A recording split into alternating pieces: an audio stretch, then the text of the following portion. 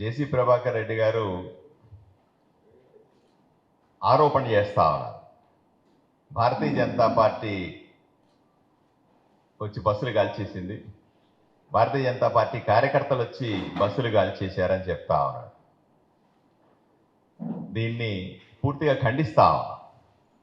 Bharatiya Janata party కార్యకర్తలకు బస్సులు కాల్చే అలవాట్లు కానీ, గొడవలు చేసే అలవాట్లు కానీ, ఏదైనా కూల్చే అలవాట్లు లేనిటువంటి పార్టీ మాది.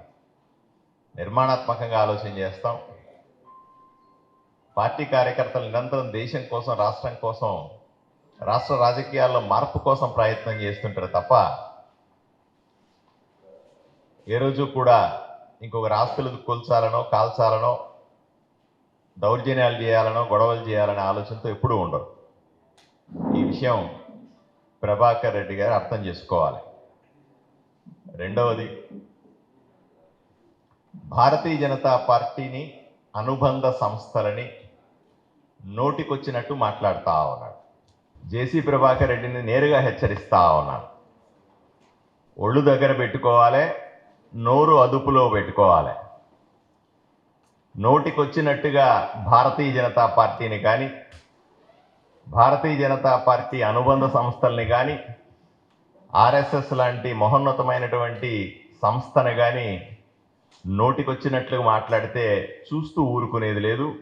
తగిన విధంగా బుద్ధి చెబుతామనే విషయం ఆయనకు అర్థం కావాలి.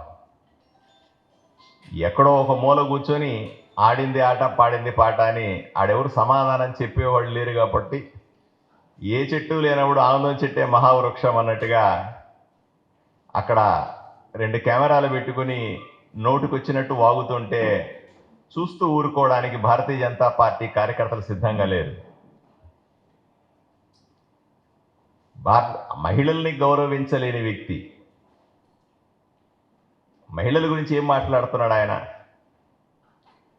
ఆ ఊర్లో మహిళలు కానీ, సమాజంలో మహిళల పట్ల గౌరవంతో ఉండాల్సిన అవసరం ఉంది. పార్టీ కార్యకర్తల పట్ల, పార్టీల పట్ల బాధ్యతతో వ్యవహరించాల్సిన అవసరం ఉంది. కెమెరా ముందుంది కదా అని నోటికొచ్చినట్టు మాట్లాడితే దాని పరిణామాలు చాలా తీవ్రంగా ఉంటాయని జేసీ ప్రభాకర్ రెడ్డిని హెచ్చరిస్తా ఉన్నాం.